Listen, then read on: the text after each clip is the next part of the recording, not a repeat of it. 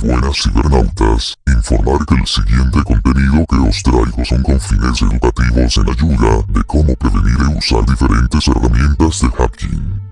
Se recomienda discreción e informar que si estás viendo uno de mis videos es porque tienes un conocimiento previo a lenguajes de programación. Es por ello que seré lo bastante concreto con la explicación de esta forma, cuido mi integridad y las de ustedes.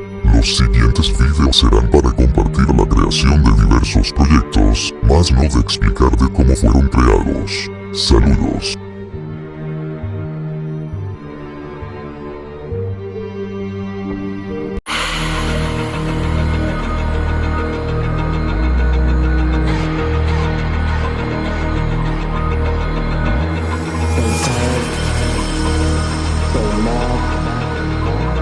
So tired, lost.